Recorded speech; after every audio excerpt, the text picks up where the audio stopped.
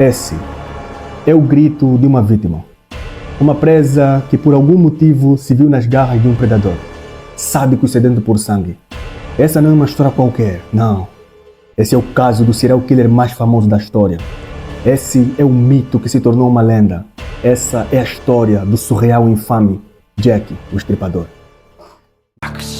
Been over a century, but the name Jack the Ripper still hasn't faded into obscurity, and the serial killer's identity remains a mystery, one that the descendants of his victims are now hoping will be solved. They're throwing their support behind a legal application for a new inquest into the death of Catherine Eddowes, one of the women killed by the mass murderer. The identity of one of the world's most notorious serial killers may have been discovered. Forensic scientists say Jack the Ripper's real name may have been Aaron Kosminski.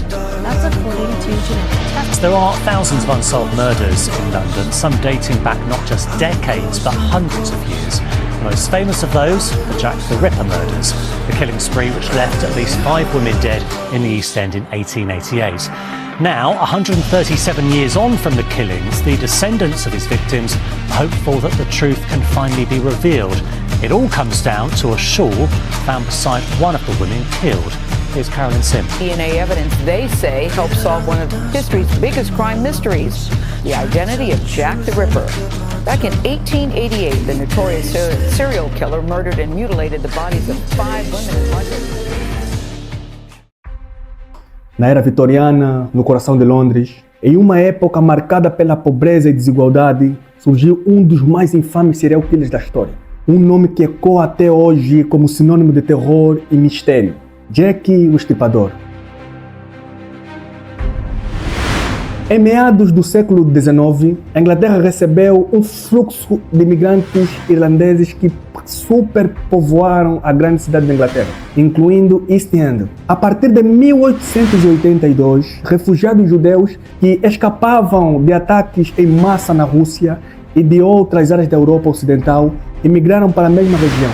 A periferia de Whitechapel rapidamente se tornou hiperhabitada. As condições de moradia e trabalho pioraram e surgiu um número significativo de pessoas pertencentes às classes menos favorecidas. E por esse motivo, roubos,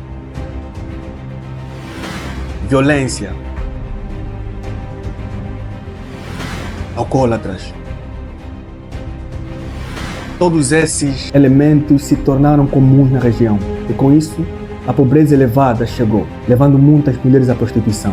Notava-se eventualmente a falta de polícia organizada na região e os avanços forenses eram praticamente inexistentes naquela época. O distrito de Whitechapel, na zona leste de Londres, não era um bom lugar para se viver no fim do século XIX. Com ruas imundas, moradias precárias e surtos de diversas doenças na área, também era cenário de crimes alarmantes. Foi lá que ocorreram os assassinatos brutais atribuídos ao serial killer Jack o Estripador. A estrada de Whitechapel era uma região violenta de Londres, no fim do século XIX. O assassinato de prostitutas já era um crime relativamente frequente antes de Jack começar a agir. Mas uma coisa mudou, uma coisa terrível. Mas para entendermos isso, precisamos saber sobre os 5 crimes de Jack o Estripador. Ou seja, as vítimas canônicas feitas pelo famoso e infame Jack o Estripador. Quanto mais eu mergulhava na mente de Jack o Estripador, mais claro ficava o quão perigoso e perturbador ele realmente era. Agora, preste muita atenção, porque o que ele fez foi ainda mais cruel do que você pode imaginar. Nessa imagem, é possível ver os locais exatos onde cada mulher foi feita de vítima por Jack. Ou seja, foi tudo na mesma cidade e arredores. Então ali já se formava um padrão. Mas assim como nem tudo são flores, Jack fez então a sua primeira vítima.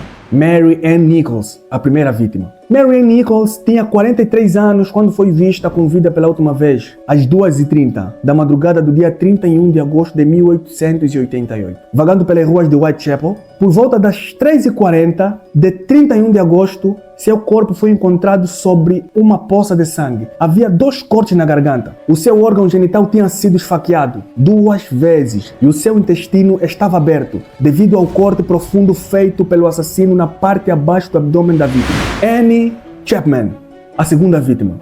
O corpo dela foi encontrado no amanhecer daquele dia, ou seja, de 8 de setembro. Assim como Marianne, a segunda vítima do serial killer sofreu 2 cortes profundos na garganta, com a extensão de uma orelha a outra. Segundo descrições, a cabeça dela estava quase separada dos ombros. O assassino mutilou o abdômen da vítima usando uma lâmina, que deixou marcas idênticas àquelas observadas no primeiro assassino. Parte do intestino havia sido removida, deixada ao lado do corpo. De acordo com legistas que analisaram a cena, os ferimentos sugeriram que o criminoso tinha bons conhecimentos de anatomia e experiência no uso de lâmina. Elizabeth Stride. Um crime brutal interrompido. O corpo da sueca, de 44 anos, foi achado por volta das 1h da madrugada de 30 de setembro de 1888. O sangue ainda estava saindo do corte da garganta quando um homem chamado Louis Dermschott o encontrou. Este indício levou a crer que ela tinha acabado de ser morta. Diferente das primeiras vítimas, Elizabeth não teve abdômen mutilado. Investigadores deduziram que isso não aconteceu porque o assassino foi interrompido, ou seja, pela chegada de Dermschott. O ferimento no pescoço era muito parecido com aqueles encontrados em Marianne e Annie, as 2 primeiras vítimas. Catherine Eddowes, a segunda vítima daquela noite. Na noite de 29 de setembro de 1888, Catherine, aos 46 anos, foi levada a uma delegacia, depois de ser encontrada deitada numa rua. Bêbada, ela deixou a cadeia na madrugada do dia 30. Seu corpo foi achado às 1h44 com a cabeça em um esgoto, a garganta cortada como nas demais vítimas e o rosto desfigurado. O intestino havia sido removido e deixado ao lado do ombro. Devido às similaridades encontradas e ao horário, os inspetores concluíram que Catherine foi assassinada pouco depois do estripador matar Elizabeth Stride e fugir sem terminar o que ele planejava com a sueca.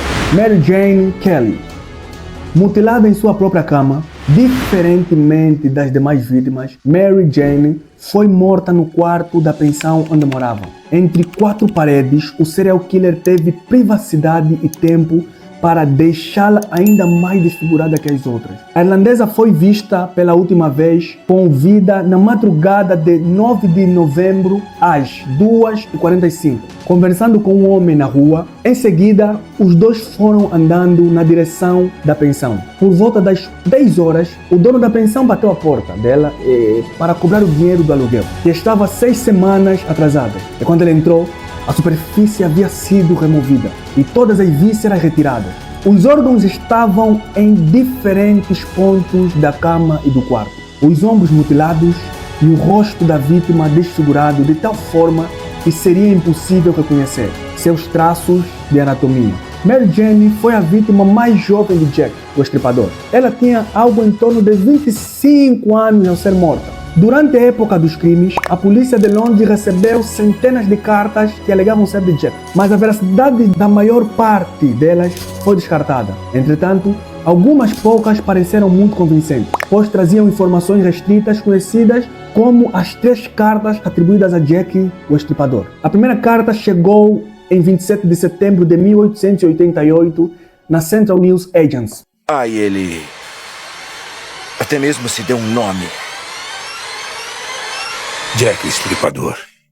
A carta alegava ter sido escrita pelo assassino e fazia referência a um antigo suspeito, um homem chamado John Pizer. Ela ficou conhecida como Dear Boss, que em português seria querido chefe, e descrevia futuros atos. Abre aspas.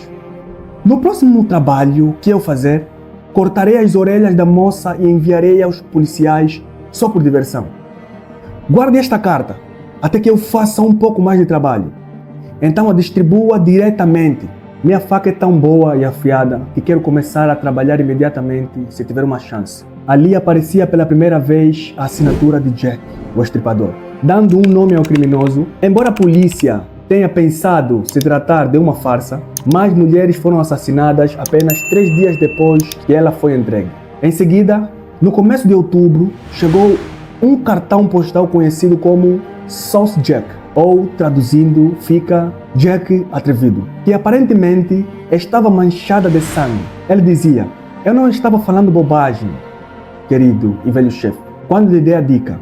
Você ouvirá sobre o trabalho de Sosjak amanhã, um evento duplo. Desta vez, a número 1 gritou um pouco. Não consegui terminar imediatamente.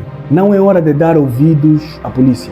Obrigado por guardar a última carta até eu voltar a trabalhar. A caligrafia das duas cartas também parecia semelhante. É aí onde entra a terceira carta, que é a carta também mais terrível de Jack o Estripador. 2 semanas depois da entrada do cartão postal, chegou outra carta apelidada de From Hell, ou seja, do inferno. Em resumo, ela dizia: Sr. Lusk, eu lhe mando metade do rim que peguei de uma mulher e guardei para você outro pedaço que fritei e comi. Estava muito bom. Eu posso te mandar a faca ensanguentada se você esperar um pouco mais. E sim, a carta chegou junto com a metade de um rim humano. Um médico que examinou o órgão afirmou que ele deveria pertencer a uma mulher de cerca de 45 anos que sofria de uma doença associada por excesso de bebida. A vítima, Catherine Eddowes, de cujo corpo havia sido retirado os seus rins, tinha 46 anos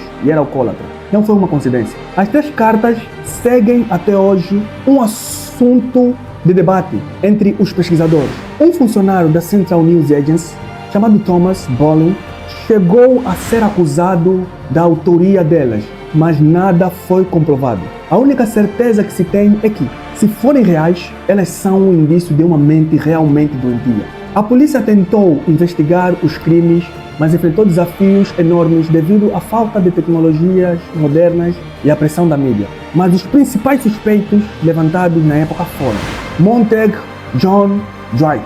Montague John Dwight era um advogado de família responsável, mas sua morte por suicídio, 5 dias depois dos terríveis eventos de Whitechapel, gerou especulações sobre a sua possível culpa. Embora nenhuma evidência concreta diga os assassinatos, o fato de os crimes terem parado de acontecer logo após a morte foi suficiente para o detetive Melville Leslie listar Dwight como um dos principais suspeitos. O príncipe Albert Victor. O príncipe Albert Victor, herdeiro da coroa britânica, é um nome que surge entre os suspeitos, embora a maneira mais controversa. Em 1970, o médico britânico Thomas Towell publicou um artigo sugerindo que Albert havia cometido os assassinatos durante ataques de insanidade causados por um caso avançado de sífilis. Registros oficiais, notícias de jornais e outras fontes, no entanto, oferecem fortes indicações de que ele não estava nem perto de Whitechapel quando as vítimas morreram. Walter Sickert. Walter Sickert, um pintor impressionista bem conceituoso, entrou na lista dos suspeitos devido à sua obsessão pelos crimes de Jack, o Estripador, e aos detalhes sugestivos em suas obras. Em um dos seus quadros, ele pintou um homem com as mãos em volta do pescoço de uma prostituta. Na verdade, havia muita dificuldade em distinguir factos de especulação. Naquela época, era tudo muito mais difícil e com o sensacionalismo da mídia, ficava ainda mais difícil trabalhar para solucionar os crimes. Jack inspirou várias adaptações na cultura popular, como filmes, teatros, jogos e principalmente a literatura. As teorias modernas suspeitam que Jack era um membro da realeza, um médico ou até mesmo uma mulher. O caso de Jack perpetuou o interesse do público em crimes reais e o fascínio por mistérios. Mais de um século depois, o caso de Jack o Estripador continua sem solução. Será que algum dia a verdade virá à tona? Ou este mistério estará para sempre perdido no tempo? E para vocês, quem foi Jack? Foi um louco? Um homem com problemas mentais? Uma vítima da sociedade? Ou apenas um monstro? Bem, eu sou a lenda e adoro mistérios.